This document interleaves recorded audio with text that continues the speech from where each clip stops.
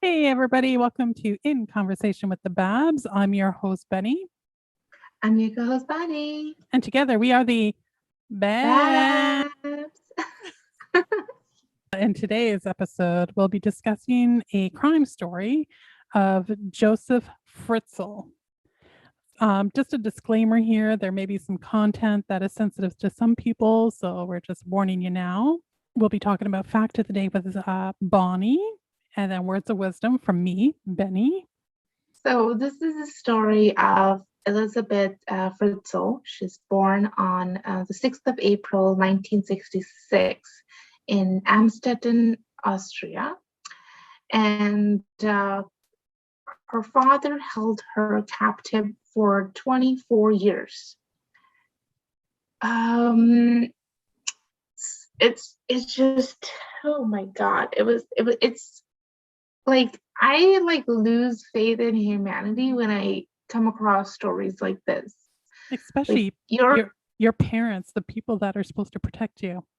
Exactly. Like, you trust your dad like the most out of anyone in this world. And imagine your entire faith system is just shaken. Yeah, I know. It just blows my mind. I don't even know what to say. It's like, I couldn't imagine any dad ever doing this to somebody. Yeah. So before we jump into what happened, we have to talk about this Josef Fritzl guy.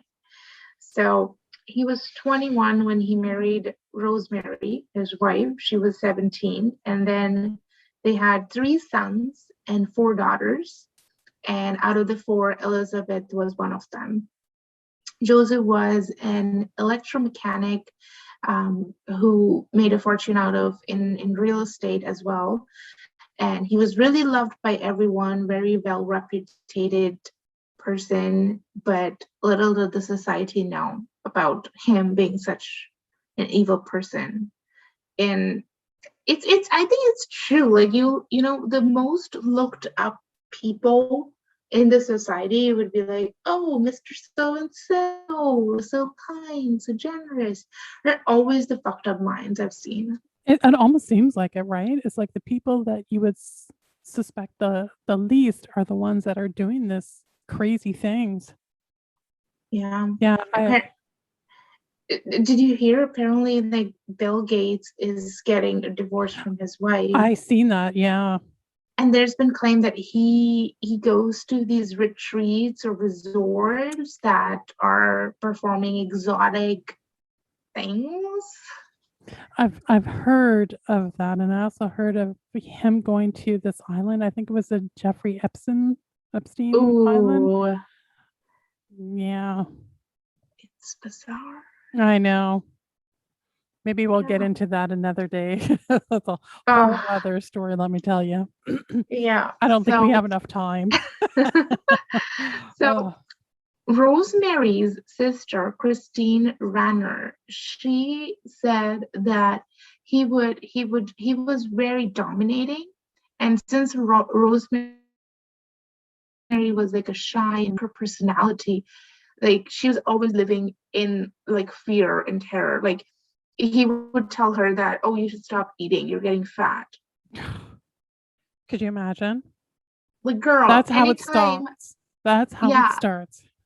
Anytime a man tells you what to eat and what not to, yeah, you should get him out of your life first. 100%. 100%. Anyways, but you know, it's weird that Joseph had previously raped a woman too.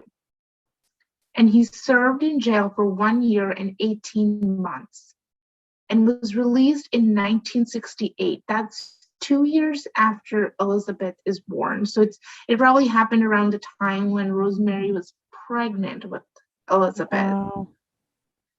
So like, he probably couldn't fuck her. So he was like, oh, I'm going to go rape some chick in the town.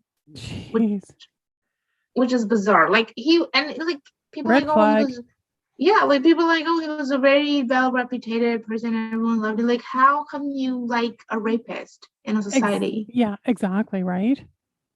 And your poor wife sitting at home with your child. Exactly. And I feel like, honestly, I feel like Rosemary is like to blame the like 50% of whatever happened with Elizabeth, because you expect your mom to protect you from everything, and I don't give a shit how your personality is. Like, if it comes to your child, like, fucking ball up, stand up for her. Yeah, something you would think so, right? But I don't know.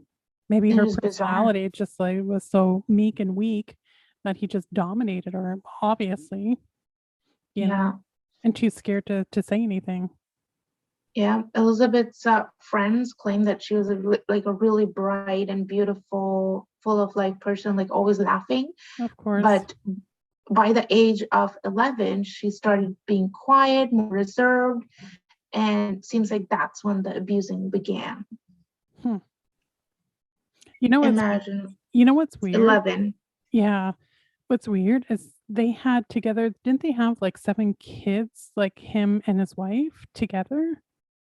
Yeah, they had 3 sons and 4 daughters. I wonder And why he selected her. yeah, You know what I there've mean? been there've been claim like Rosemary's like, oh, like he would beat Elizabeth, and Rosemary would say that, oh, he just doesn't like Elizabeth. But I think it was the other way around. Like, he loved her so much that just because he couldn't have her, he would abuse her. You know what I mean? Like, beat her because he had urges and he couldn't take it out, so he would start like harassing her. Yeah, who knows? It could be maybe she was the weakest one of all of them. Maybe she sensed something. I don't know. Yeah, You she you was almost pretty. yeah. Yeah, you almost wonders like how did he pick her? Yeah, and it was like, so here's what's messed up is that in around 1981 or 1982, that like he had a cellar in his house. Mhm. So he turned it into a prison, and Walter Lang was the builder, and he recalls the building of the cellar into a prison, and he's like, oh, Joseph would give me instruction how high he wanted it to be and how things are supposed to be. And I'm like, wouldn't you find it weird someone's asking you to make like build a prison? Wouldn't you ask Or some questions like why you want to build a prison? Or like when her daughter was missing, really tip off to the police, like, you might want to check him, he has a prison in his house, I wonder what it is. yeah. And He he had must raped a woman previously. I'm wondering if he had a whole elaborate story or something to tell this guy that he wouldn't even think he is building a prison. I You don't know, it's like you know. wonder, or did he just pay him off? But how could somebody live with themselves knowing this? So I don't know. I think he must have been just tricking everybody. But you didn't Yeah, even like, have a thought in your mind that it was, he was creating this prison. yeah, like, I get your theory. Like, when he was building it, he didn't have an idea. He's like just minding his business. He's getting paid for the job. I get it. When Elizabeth went missing and he had raped women in the past, wouldn't would it, like, there would be a seed of doubt in your brain, like, it wouldn't hurt if we looked into the dad, like, Yeah. right? Yeah. Yeah. No, that's really interesting. And at the age of 15, Elizabeth became a waitress. And in 1983, that's right after when the cellar was turned into a prison, she ran away from home and went to hiding in Vienna. And she went there with her friend who she met at work. So imagine that at 15 and you ran away from your home, the safest place on earth. It's so weird. She must know something was up. Like she must have sensed something. Yeah.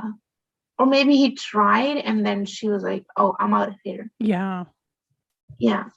She was found after a year. So in 1984, she was um, she was found, and then her father took her away, and that's the last time her friend saw her. And same year in 1984, he drugged her and then trapped her in the newly converted cellar. And for the next couple of months, Elizabeth was released only when Joseph wanted to rape her. And after he was arrested and he had a psychological assessment, and he said that, oh, I knew I was hurting Elizabeth, but the urge to taste the forbidden fruit was too strong. It was like an addiction. My mind is about, I don't even have anything to say. That's so disgusting. Like a sick bastard. Oh. Can you imagine? Like, I can't even imagine. I cannot. I can't even imagine. Wow. It's just bizarre. Yeah. That everyone, like, there were so many red flags, and there were so many opportunities for so many people to call him out, do something about it, like his wife, his friends when he raped women, the society people, this guy who built this prison. Everyone had the opportunity, like other kids. I'm sure the other kids knew what their dad was doing, like how he was. No one did anything. And that's why Elizabeth ended up in that prison for 24 years. I can you even imagine 24 years, this poor child, which is now a woman, in the basement. I'm sure they had friends over. Her mother is always there. You know, family, like her brothers, sisters, like exactly. It just blows my mind. And the fact that everyone was just believing this fucking rapist. He made this story that Elizabeth ran away, and because she had ran away before. Yeah. And he's like, oh, she was a troubled child and she's joined a cult. Yeah. I hate it. Like, even in our previous story with Colin Stan, we were both like, why? Like, how did the parent just believe the story, knowing your own child? Yeah, exactly right. But the thing is he got her to write notes to kind of collaborate with his story. And yeah,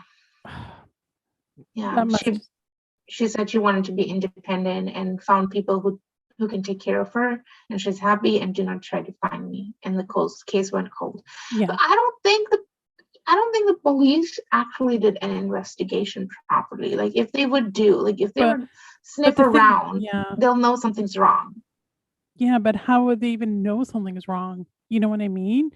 The parent, you would think any normal parent saying, hey, you know what, our child, you know, whatever, they're out there searching. They're not searching inside. And then he's getting her to write notes or letters saying, hey, I joined a cult. So why would they even look further into it? Yeah. And it's 1984. I don't think it's different. I don't think police had come across any fucked up case like this one. Probably not. Yeah. And as you said, that, you know, people were over and what's not. So Alfred Dubansky and Joseph Littner, they were the former tenants that were living in the flat that was right above the cellar. And they both said they knew something odd was going in the household, and they were never allowed anywhere near the cellar, and no photography was allowed. And if they had broken the rule, they'll be evicted. So they were like, oh, like, we had to obey the rule. And one of them like said that, oh, we would hear noises. Mm-hmm. And Joseph said, oh, it's just the old pipes. It's nothing to worry about. Honestly, if I find something shady, I'll dig that shit until I find out what's going on. Like, that is bizarre. Yeah. So bizarre. But I mean, once again, he must have been selling this so good that they just, why wouldn't they call the cops? You know, so something else must have been going on where he was just like selling it so good that they were like, something's going on, but okay, he's saying nothing. So, you know, well, I guess it's nothing. Yeah. I think the fact that she had run away before, and then now she's writing a note. So I get it's believable, but man, this entire time I'm just so upset with the mother. How? Like, if these guys, your child, and if these guys can hear noises, like I would go to the basement. Like if the husband said, "Hey, you're not allowed to go to the basement," it's like, says who? Yeah, exactly. I'm gonna wait till you leave if that's what the case is, and I'm gonna go down and see what the hell's going on. Like you're hiding something. If I'm not allowed to go somewhere, something bad is happening, or something is happening. I'm gonna go check it out. Exactly. That's what I was like. That's what I Joseph would go down at night and he would stay there all night. And then he was like, oh, no one's allowed there. And because I'm working on some work thingy and do not disturb me. And I was like, if my brother, my husband, or my dad, anyone would have said to me that, oh, hey, I'm going into the basement, do not come around there. I'm doing some work. You're not allowed. You can never go. Oh, like, hello, excuse me, who the hell do you think you are? I'll be ripping that place apart. Oh my God. I would at least wait till he leaves. Like he's going to leave the house at some point and I'm going to go down and check it out. I cannot imagine that there is a part of your house that you're not allowed to go and you actually never went there. Like, it's impossible. I'm sorry. Impossible. I'm sorry, but if somebody says you're not allowed, red flag, red flag, red flag. I was like, okay, what do you got hiding in there? Because there's nothing good that comes out of you're not allowed to go in there. Exactly. It's just the entire time, 100% the mother has to be blamed. 100% the other siblings has to be blamed because they know it cannot be like there's only like torture going on with one sibling. She consents that the dad is like a fucked up mind and the others are like, oh, our dad is like awesome. It's impossible. And anyway, so she went into that cellar or prison in 1984. 2 years after that, in 1986, Elizabeth had her first miscarriage that was 10 weeks pregnant. All the medical attention she needed, she was in that cell. I just do not understand. Like, that poor thing has to not even survive rape, but had to go through her menstruation and then this miscarriage. God, the whole thing is just like messed up. And then 2 years later, in 1988, she had her first child, Krista. And then, so now she's living with herself. She has a child, and now she still has to go through all the rape and then still survive in that prison.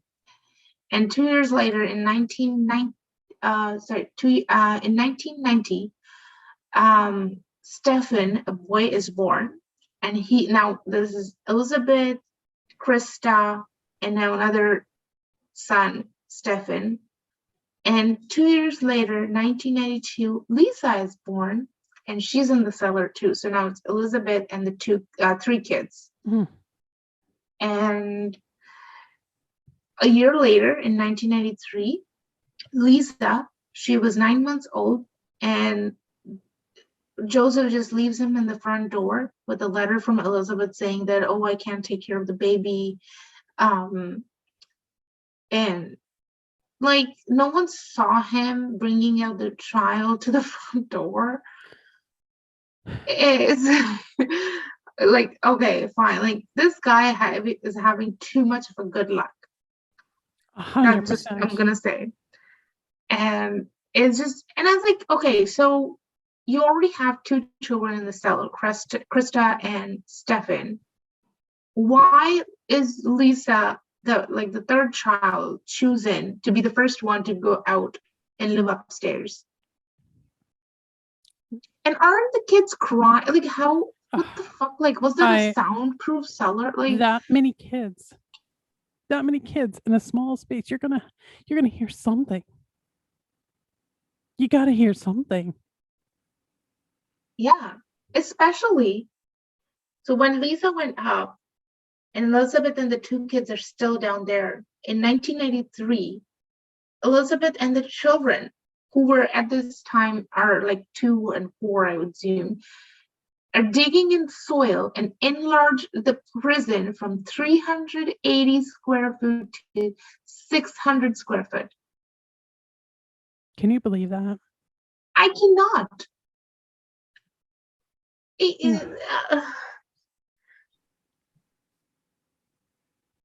A healthy child would not listen to you. They would do whatever they want to do. These 2 kids, because they are born in a slave mentality. Yeah, So they know nothing else. Them helping their mother to enlarge this thing, like, and even now, no one heard anything. No one did anything. I know. Everyone, like, that's it, right? Yeah. It's been like 6 years or whatever. Dad's still going down the basement. We don't know to do what. He's staying there majority of his time, like, and we're cool with it. And all of a sudden, this baby just shows up on our front door. We're not going to investigate. We're not going to worry about our sister or like our child. Like, the mother and the siblings are doing nothing. Nobody questioning. It's Yeah. like, what's going on? There's like, what, 3? I think there was like 3 of them that he brought upstairs. Yeah. In 1994, Monica was born, and she was found as well in the front door. And this time, Rosemary received a phone call from Elizabeth, which sounded like a recording. And this time she informed the police, saying that, my daughter called, sounded like a recording. And she was shocked, like, how did Elizabeth call them when they had a new landline number, which is not listed? So that was bizarre, but the police didn't do anything about it. And in 1996, Alexander was born, and he had a twin, Michael, but he died. And be ready, this is just so bizarre. Joseph burned him in the house furnace, and then scattered the ashes in the garden. Like, talk about what the fuck.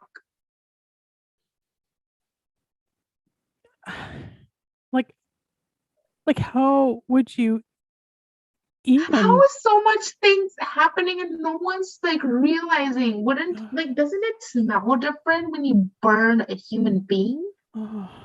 When you like, you would think so, but how would you, like, mentally, like, where is this guy? It's like how could you even think of to do that? How could you even do that?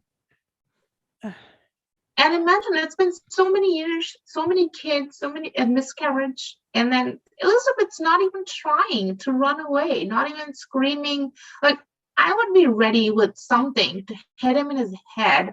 Like, as soon as he opens the door, I'll be screaming my lungs out. I don't know, maybe she's tired out, but if it's been so many years, like, I'm sure that he kind of mentally abused her, that she just did what he said. I mean, I think at a certain point, I mean, it's like you just break a person down to, And she was too young. Like, she was, I think, 16 or something when she went down. So.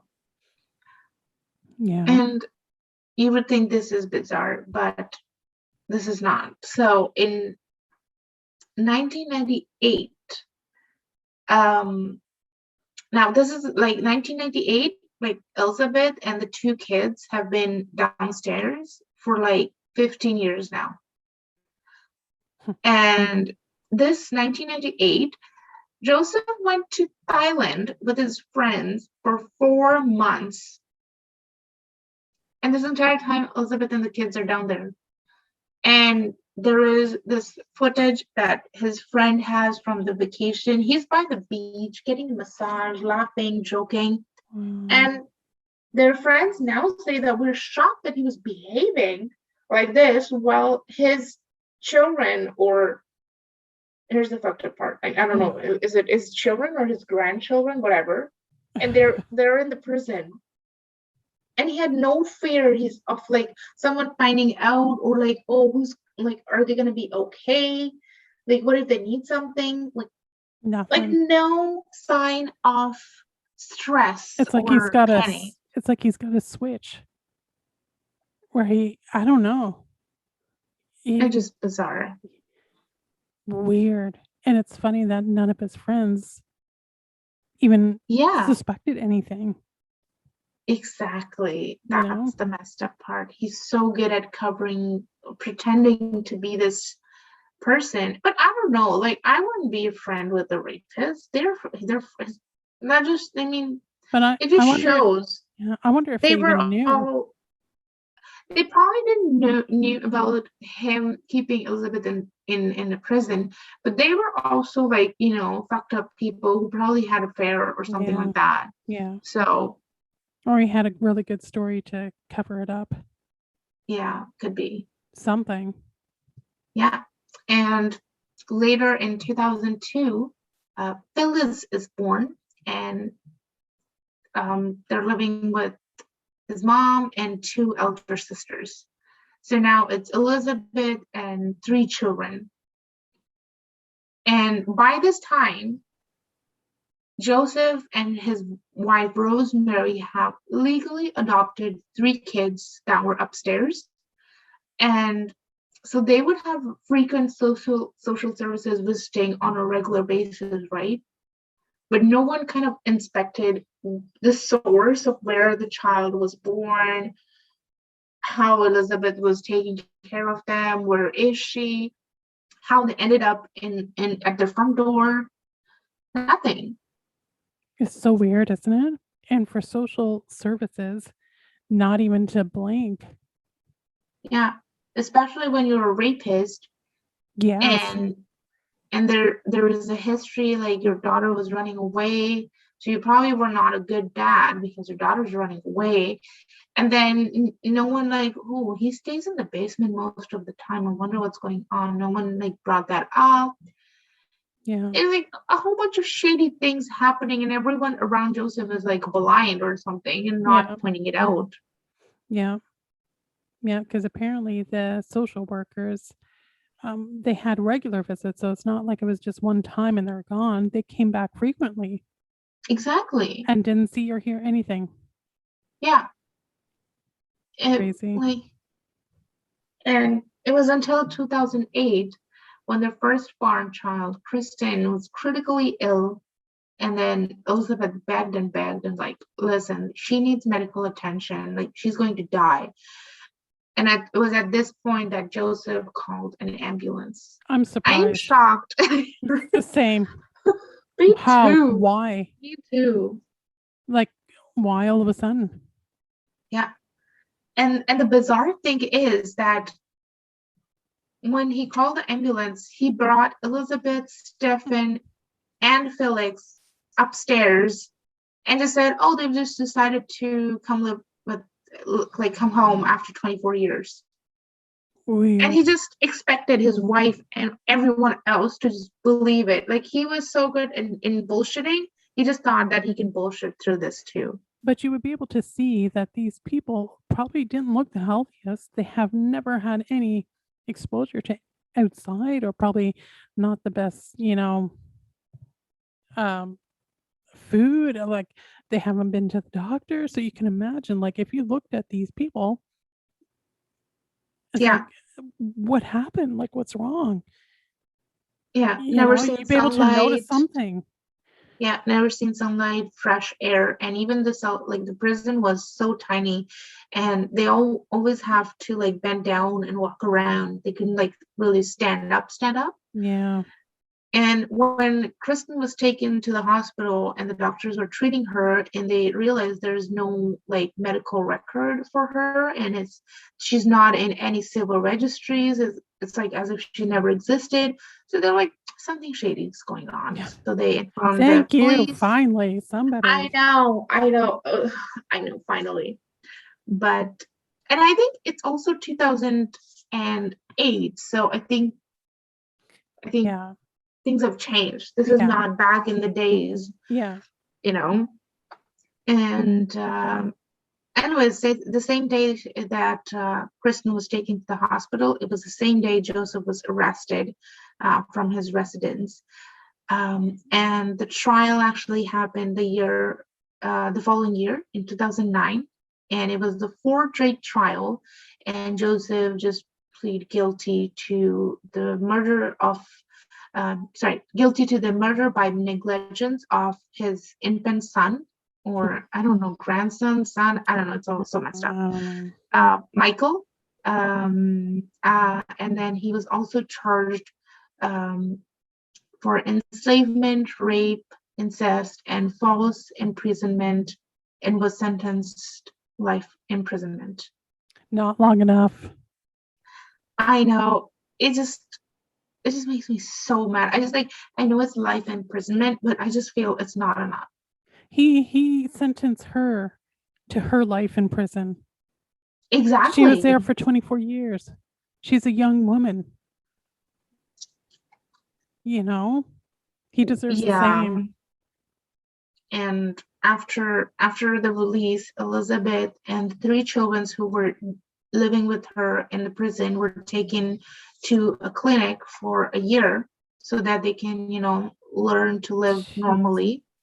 And then later, Elizabeth and all the 6 kids were taken to a secret location so that she can, have a normal life, and she can live with her family together happily. And Elizabeth's lawyer, Christoph Herbst, I hope I'm saying it right, confirmed that Elizabeth is actually doing well. And in 2012, there was an article in The Independent stating that she's actually recovered remarkably. And Joseph's sister-in-law, Christine, said that Elizabeth is in a relationship with her bodyguard, Thomas, who was 23 years younger than her, but I don't care as long as she's happy. And he treats her good. Yeah. Dude, I'm so surprised that she managed to move forward with her life after 24 years of abuse and imprisonment, to be able to move on with her life. I mean, dude, that's huge. Yeah, I think a lot of credit goes to the clinic where she went, you know, like all the therapy she had to go through, all the recovery. And I think it was a good idea to like send her to a remote location where she can start fresh. And I think Thomas, who was the assigned bodyguard, like Elizabeth had always been dependent on someone, and now Thomas is that person. I think that's how the relationship kind of grew. But I like the fact that Thomas also had the same feelings for her. Yeah, exactly. Right. And I think it's also the protection thing too. She feels like he's protecting her and the kids as well, right? So that's a good thing. Yeah. I just hope that the kids are all good. Apparently they have a normal sibling relationship now, because the kids upstairs did also go through like certain torture. Like he would beat them up and say, "Oh, your mom left you," blah blah blah. So they had anger issues. So they also had to go through therapy in order to be mentally stable. And the fact that they moved all of them is because they all needed fresh start. So which is really good. Yeah, no kidding. And in 2013, the prison that Joseph built was filled with concrete. And in 2017, Josef Fritzl changed his name from Josef Fritzl to Joseph Meyerhoff. He did that because he was in a fight and he broke several of his teeth.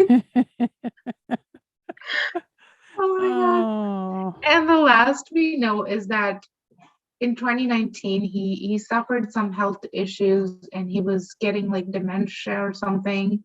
And his fellow prisoners were saying that we think that his end is coming. But that's all we know. Like that's in 2019. I don't know if he's dead or alive right now. He would be 87. But I mean, he's lived a full-fledged life. Exactly. He's lived his whole life. Yeah. So it doesn't really matter how he spends the last couple of years. Yeah. He should have just like, I don't know. like heated up some oil and then just deep fried him. That's what I feel would have been the right punishment. Yeah. Man, that's brutal. Or like chopped him up and then burned him in the furnace. See how he'd feel about Yeah, that. exactly. And scattered his ashes in the Yeah. furnace. Yeah. My God. But any of us, we wouldn't even think of to do that. But he would. It's bizarre there are minds like that. I know, right? Like, not just that rape is wrong. It's your daughter. You're supposed to protect her. Yeah. Not abuse her. Yeah. Like, you lose faith in humanity when you come across things like that. Like, what? Yeah. It almost doesn't sound real. You know what I mean? Like, it's like, okay, this is going to be like a movie or something, because it's like, who would ever do this? Exactly. Like, how can you see it's just, no. It's like everything was so wrong. Everything was so wrong, and everything was so weird with everyone around Joseph. Yeah. Like I said, he must have been a really good actor or something, like for everybody to believe him and not question anything. Moral of the story is, do not ignore red flags. Yes. They're there for a reason. Agreed.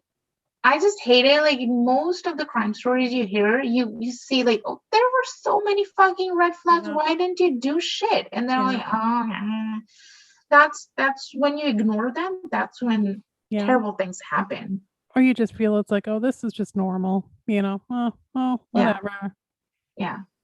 Ugh. Outside looking in, it's a whole other story. Yeah. Like, it fucked up my mind. I was just like so like not just annoyed. Like, that's just like grossed out, weird, like wow. Yeah. Exactly. Just, you really feel for the daughter, and then the kids too. It's just like, what kind of life is this for them? Like, nothing is easy for them. Exactly. Crazy.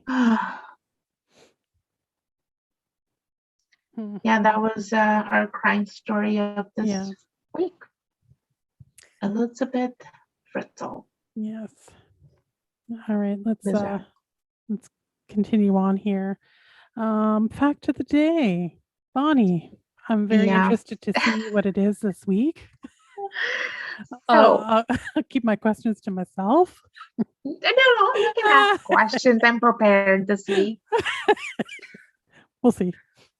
So, you know how we all just love lying down and gazing up at the sky, looking at the stars, the moon, maybe the sun on a nice sunny day, tanning outside, sunbathing.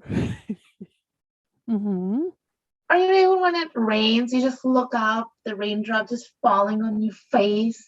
It feels so good. Okay. But you know, there is someone who can't do that. You? What? Are you calling out my double chin on our podcast? What's going on? Okay, I don't know where the double chin thing came from, but I was just thinking about the raindrop. I have a very flexible neck. I know it's really broad and fat, but thank you. It still moves. Okay. I said, I don't know where the double chin thing came from. I was just, you were talking about raindrops and wow. Okay. Continue on. Like myself. Moving on. So there's someone who can just look up at the sky, look up at the moon, sun, or the stars. It's pigs. It is physically impossible for pigs to look up straight to the sky.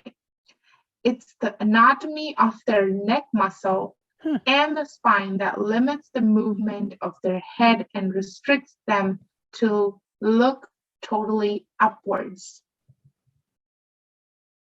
Interesting. Yeah. Have you ever seen a pig look up? Yeah, I'm visualizing a pig right Yeah. now, and I can totally, yeah. Yeah. So if you have a pet Ah, pig and you call their name, they'll walk up to you, but they can never look up to someone. huh. They can always look down. Oh, I wish I knew somebody with pigs so I can Dude, just you think I'm like lying? no, I just want to see it, I we can properly picture it. investigate my fact of the day before I announce it on our podcast. This is legit. You always see a pig with just looking straight Yeah, or like looking down, never up. so Never up. true. Unless you're a piglet from Winnie the Pooh. Oh, well, let's see. Different. Hello. Yeah. Oh, that is really interesting stuff. Yeah. Now Oh, you know. oh. Thank you so much. You're welcome. You ready for a little words of wisdom? Yeah, I am. Okay, let's do this. Okay. Don't worry about those who talk behind your back. They're behind you for a reason. Yeah. Because my ass is so good, they want to check it out. Or that. They're going, damn. I actually That liked was that one this week. that was really good. Yeah. This week you redeemed yourself, I would Thank say. you. Yes. I felt it took a couple weeks to redeem myself fully.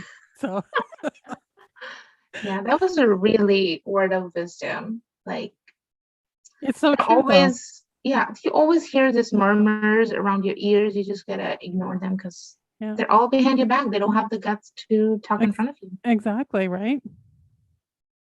Right. Exactly. Really good. Really good. I loved it. Thank you so much. And with that, that's a wrap. Episode 9. Bye. Yay!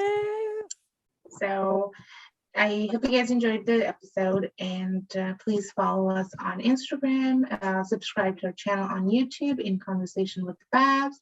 Like and drop your comments, what you think, how we doing, something silly, something funny. But that's it. Until next week, lots of love. Bye. Okay, bye.